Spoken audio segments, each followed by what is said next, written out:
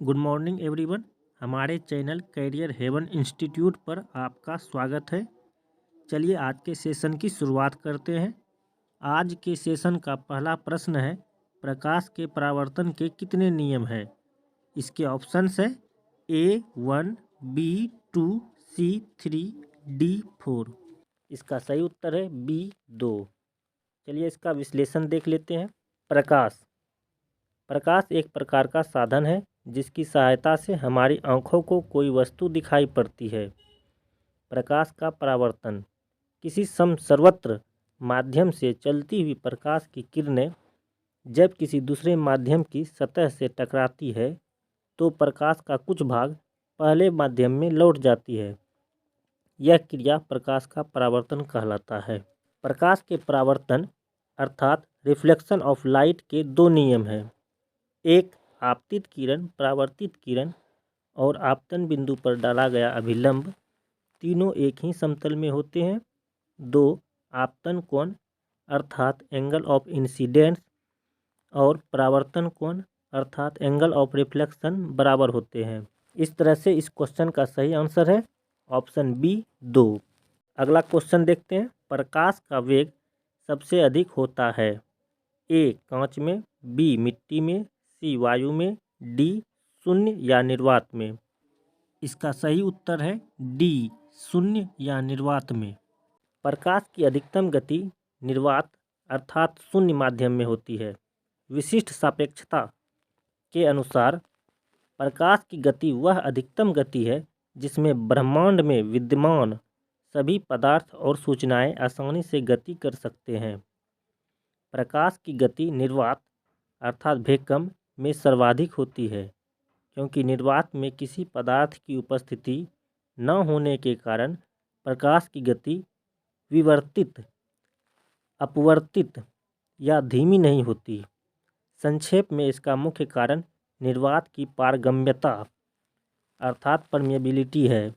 विभिन्न माध्यमों में प्रकाश का वेग। माध्यम प्रकाश का वेग, एक निर्वात या वायु 3 × 10⁸ मीटर पर सेकेंड। दो पानी 2.25 × 10⁸ मीटर पर सेकेंड। सी कांच या शीशा 2 × 10⁸ मीटर पर सेकेंड। तारपीन का तेल 2.04 × 10⁸ मीटर पर सेकेंड। रॉक साल्ट या नायलॉन 1.96 × 10⁸ मीटर पर सेकेंड। हवा में प्रकाश का वेग निर्वात में प्रकाश के वेग की तुलना में 1.0003 गुना धीमा है, जो इसे 299,792,458 मीटर पर सेकेंड निर्वात में से 299,702,547 मीटर पर सेकेंड हवा में तक धीमा कर देता है। सामान्यतः हम इन दोनों मानों को लगभग 3 × 10⁸ मीटर पर सेकेंड के बराबर लेते हैं। इस प्रकार इस क्वेश्चन का सही आंसर है ऑप्शन डी शून्य या निर्वात में। अब अगला क्वेश्चन देखते हैं। प्रकाश का वर्ण विक्षेपण किस उपकरण से संभव होता है? ए दर्पण से, बी लेंस से, सी प्रिज्म से, डी कांच की सिल्ली से। इसका सही उत्तर है सी प्रिज्म से। जब श्वेत प्रकाश या सूर्य का प्रकाश प्रिज्म से होकर गुजरता है तो वह अपवर्तन के पश्चात प्रिज्म के आधार की ओर झुकने के साथ साथ विभिन्न रंगों के प्रकाश में बंट जाता है। इस प्रकाश से प्राप्त रंगों के समूह को वर्णक्रम कहते हैं तथा श्वेत प्रकाश को अपने अवयवी रंगों में विभक्त होने की क्रिया को प्रकाश का वर्ण विक्षेपण कहते हैं। इस प्रकार स्पष्ट है कि प्रकाश का वर्ण विक्षेपण प्रिज्म नामक उपकरण से संभव होता है। तो इस क्वेश्चन का सही उत्तर है सी प्रिज्म से। अगला क्वेश्चन देखते हैं। सामान्य नेत्र के लिए स्पष्ट दृष्टि की न्यूनतम दूरी होती है ए 25 सेंटीमीटर, बी 2.5 मीटर, सी 25 मीटर, डी 2.5 सेंटीमीटर। इसका सही उत्तर है ए 25 सेंटीमीटर। सामान्य आँख के लिए वह न्यूनतम दूरी जिससे कोई वस्तु बिना दबाव या तनाव के साफ साफ दिखाई देती है, उसे स्पष्ट दृष्टि की न्यूनतम दूरी कहते हैं। स्पष्ट दृष्टि की न्यूनतम दूरी 25 सेंटीमीटर होती है। रेटिना पर छवि बनने के लिए 1 से 16 सेकंड तक का समय लगता है। इस प्रकार इस क्वेश्चन का सही आंसर है ए 25 सेंटीमीटर। अगला प्रश्न देखते हैं। एक प्रिज्म कितने सतहों से घिरा रहता है? ए 5, बी 4, सी 3, डी इनमें से कोई नहीं। इसका सही उत्तर है ए 5। प्रिज्म वह पारदर्शी पिंड है जिसके 2 त्रिभुजाकार आधार तथा 3 आयताकार पार्श्व पृष्ठ होते हैं। ये पृष्ठ एक दूसरे पर झुके होते हैं। इस प्रकार हम कह सकते हैं कि प्रिज्म 5 सतहों से घिरा होता है। इस प्रकार इस क्वेश्चन का सही आंसर ए 5 हो जाएगा। अगला क्वेश्चन देखते हैं। किस दर्पण से हमेशा वस्तु से छोटा प्रतिबिंब प्राप्त होता है? ए समतल, बी उत्तल, सी अवतल, डी इनमें से कोई नहीं। इसका सही उत्तर है बी उत्तल। उत्तल दर्पण और कॉन्वेक्स मिरर में हमेशा वस्तु का आभासी और छोटा प्रतिबिंब बनता है। उत्तल दर्पण वह गोलीय दर्पण जिसका परावर्तक सतह बाहर की ओर उभरा रहता है, उसे उत्तल दर्पण कहते हैं। इस प्रकार इस क्वेश्चन का सही आंसर बी उत्तल हो जाएगा। अगला क्वेश्चन देखते हैं। साइड मिरर के रूप में प्रयुक्त होता है ए उत्तल दर्पण, बी उत्तल लेंस, सी अवतल दर्पण, डी प्रिज्म। इस प्रश्न का सही उत्तर है ए उत्तल दर्पण। साइड मिरर के रूप में उत्तल दर्पण का प्रयोग किया जाता है।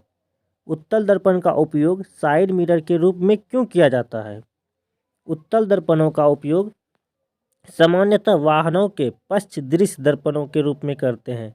इनमें ड्राइवर अपने पीछे के वाहनों को देख सकते हैं, जिससे वे सुरक्षित रूप से वाहन चला सकें। उत्तल दर्पणों को इसलिए भी प्राथमिकता देते हैं क्योंकि ये सदैव सीधा प्रतिबिंब बनाते हैं, लेकिन वह छोटा होता है।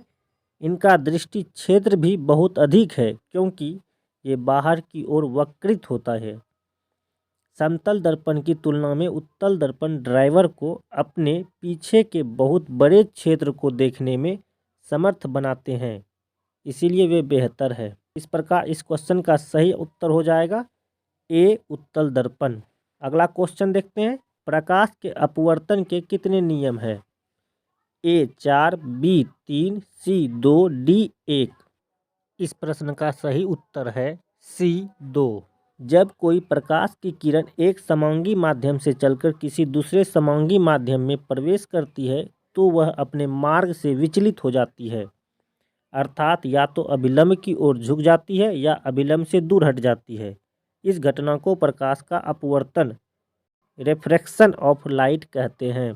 प्रकाश के अपवर्तन के 2 नियम हैं। एक, आपतित किरण, अपवर्तित किरण तथा आपतन बिंदु पर खींचा गया अभिलंब तीनों एक ही तल में होते हैं।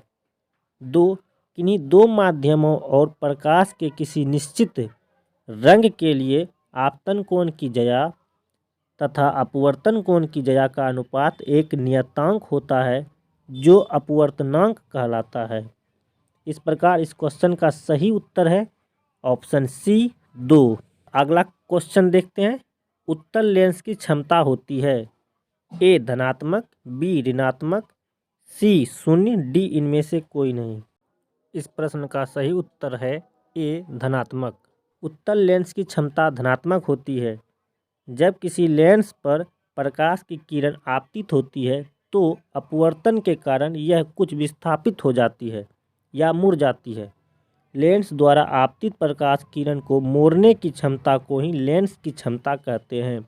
इस प्रकार इस क्वेश्चन का सही उत्तर ए धनात्मक हो जाएगा। सेशन का 10वां प्रश्न देखते हैं। कौन रंग खतरे के सिग्नल में उपयोग होता है? ए नीला, बी हरा, सी लाल, डी पीला। इस क्वेश्चन का सही उत्तर है सी लाल। लाल रंग का प्रयोग खतरे के सिग्नल के लिए किया जाता है। लाल रंग का प्रकीर्णन सबसे कम होता है और अगर प्रकीर्णन कम होता है तो उस रंग का तरंगदैर्ध्य सबसे अधिक होता है। अगर तरंगदैर्ध्य सबसे अधिक है तो यह अधिक दूरी से और अधिक स्पष्ट रूप से दिखाई देता है। फलस्वरूप वायुमंडल में धुंध अथवा कोहरा होने पर भी लाल रंग का सिग्नल बहुत दूर से दिखाई पड़ता है। क्योंकि खतरे का निशान अधिक दूरी तक आसानी से दिख जाना चाहिए, इसीलिए इस रंग को खतरे के सिग्नल के लिए प्रयोग किया जाता है। इस प्रकार इस क्वेश्चन का सही उत्तर है ऑप्शन सी, लाल।